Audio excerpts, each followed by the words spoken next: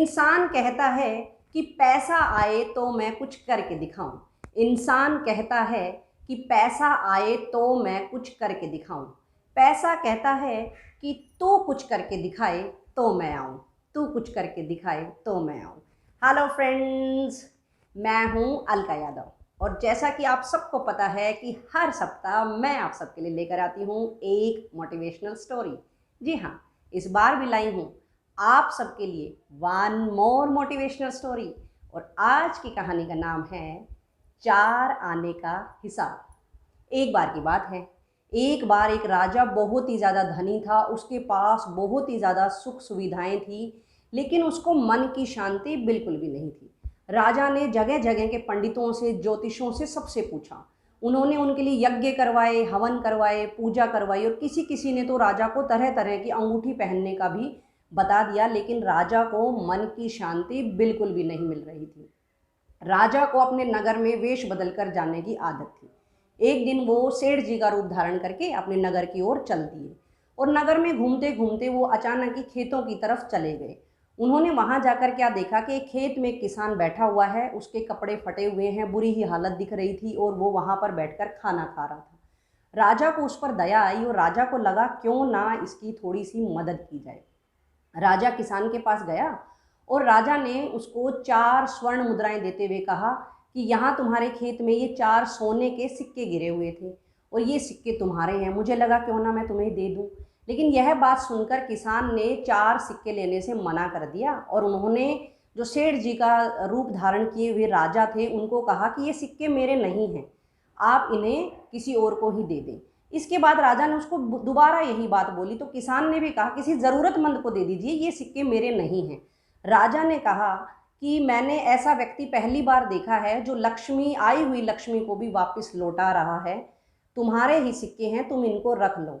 इसके बाद भी किसान ने उनको लेने से मना कर दिया और साथ ही एक बात कही कि मैं हर रोज़ 4 आने कमाता हूँ और अपना जीवन अच्छे से गुजार लेता हूँ। राजा को ये बात सुनकर बड़ी हैरानी हुई कि 4 आनों से और इतने आराम से, खुशी के साथ ये रह रहा है, किस तरह से, कैसे करता है। राजा ने उससे प्रश्न किया कि 4 आनों में कैसे गुजारा हो जाता है। तो इसके बाद किसान ने उत्तर दिया कि मैं एक आना कुएं में डाल देता हूँ, दूसरे आने से कर्ज चुका देता हूँ, तीसरा आना उधार दे देता हूँ और चौथा आना मैं नीचे मिट्टी में दबा देता हूँ। तो राजा ने ये जैसे ही बात सुनी उसको बड़ी अलग सी पहेली लगी और राजा को इसका कुछ भी समझ में नहीं आया। इसके साथ ही बात करते करते किसान था, उसका जो खाना था वो ख़त्म हो चुका था।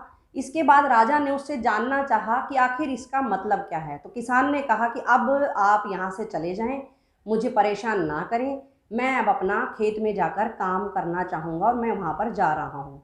राजा के कई बार पूछने पर भी किसान ने ध्यान नहीं दिया और वो अपने काम करने में लग गया। इसके बाद राजा अपने महल की ओर लौट आए। राजा पूरी रात इस बात को सोचते रहे, लेकिन उनको बिल्कुल भी इस बात का उत्तर समझ में नहीं आया। अगले दिन सभा बुलाई गई और राजा ने अपनी सभा में ये सारे प्रश्न पूछे, लेकिन किसी भी मंत्री, दरबारी के दिमाग में इसका उत्तर नहीं आया। और राजा के मन में ये बार बार हो रहा था कि मुझे इसका जानना है कि आखिर 4 आनों का ये क्या मतलब बताया है और उसका किस तरह से गुजारा होने लग रहा है। राजा ने सारी कहानी सभा को सुनाई। इसके बाद बहुत ढूंढने के बाद उस किसान को ढूंढा गया और उसको सभा में लाया गया। वहाँ पर जैसे ही किसान आया तो राजा ने बताया, पीछे का सारा किस्सा सुनाया कि उस दिन मैं तुम्हें सेठ जी के रूप में मिला था, 4 सिक्के दे रहा था, मैं कोई और नहीं, मैं राजा था। तो तुम मुझे उस बात का मतलब बताओ जो तुमने मुझे कही थी। इतना सुनते ही किसान मुस्कुराने लगा और उसने कहा ये तो बहुत ही सरल सा उत्तर है। किसान ने कहा मैंने आपको कहा था कि मैं एक सिक्का कुएं में डाल देता हूँ। इसका अर्थ है कि मैं एक जो आना है उस एक आने से अपने घर परिवार का, पत्नी बच्चों का भरण पोषण करता हूँ, उनका गुजारा करता हूँ। इसके बाद मैंने आपको कहा था कि मैं दूसरा आना कर्ज चुकाता हूँ, दूसरे आने से मैं कर्ज चुकाता हूँ। मेरे माता पिता ने जो मेरी सेवा करी है, जिस तरह से मुझे पाला पोसा है, इस तरह से उनका मैं कर्ज चुकाता हूँ और उस एक आने से मैं उनकी सेवा करता हूँ। इसके बाद मैंने आपको बताया था कि तीसरा आना मैं उधार दे देता हूँ, यानी कि मैं अपने बच्चों की शिक्षा पर, पढ़ाई पर उसको खर्च कर देता हूँ। अब बची बात चौथे आने की। चौथा आना मैं मिट्टी में दबा देता हूँ। इसका अर्थ था कि मैं उसकी बचत करता हूँ।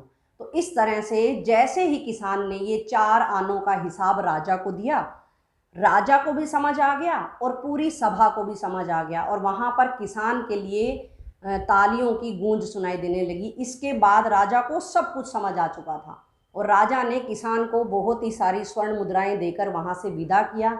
और राजा को भी अब पूरी अच्छे से समझ आ चुका था कि पैसा कमाना इम्पोर्टेंट नहीं है, पैसा हम किस तरह से यूज़ करते हैं, इस्तेमाल करते हैं, ये इम्पोर्टेंट है। तो देखा बच्चों और दोस्तों, इस कहानी से हमें सिर्फ और सिर्फ यही शिक्षा मिलती है कि पैसा कैसे कमाया जाए, कितना कमाया जाए ये ज़रूरी नहीं है, पैसे का इस्तेमाल किस तरह से किया जाए ये ज़रूरी है। आज की दुनिया में भी हम देखें तो लोग भाग दौड़ कर रहे हैं, पैसा कमाने में जुटे हुए हैं, उनको मन की शांति बिल्कुल भी नहीं है, लेकिन उनको ये नहीं पता है कि इस पैसे का उपयोग हम किस तरह से करें। तो पैसे का उपयोग ढंग से करें, अच्छे से करें, हिसाब से करें। जिस तरह से किसान अपना एक बिल्कुल सिस्टम बिठाकर पैसे को खर्च कर रहा था, इसी तरह से हम सबको भी करना चाहिए। पैसे को कमाना इम्पोर्टेंट है, उसी तरह से पैसे का किस तरह से इस्तेमाल किया जाए, किस तरह से प्रयोग किया जाए, ये भी बहुत ज़रूरी है। तो आप लोग पैसे का अच्छे से इस्तेमाल करते रहिए, खुश रहिए, सुरक्षित रहिए और मेरे साथ यूं ही बने रहिए। अंत में केवल 2 लाइनों के साथ अपनी कहानी को विराम देना चाहूँगी कि पैसा आपको अमीर नहीं बनाता है, पैसा आपको अमीर नहीं बनाता है, पैसे को खर्च करने की आदत आपको अमीर बनाती है। इसलिए पैसे का ठीक से इस्तेमाल करते रहिए और मेरी कहानियाँ यूं ही सुनते रहिए। अगर कहानियाँ पसंद आती है तो लाइक भी करते रहिएगा। आपको हर सप्ताह की तरह अगले सप्ताह फिर से मिलूंगी। तब तक के लिए नमस्कार।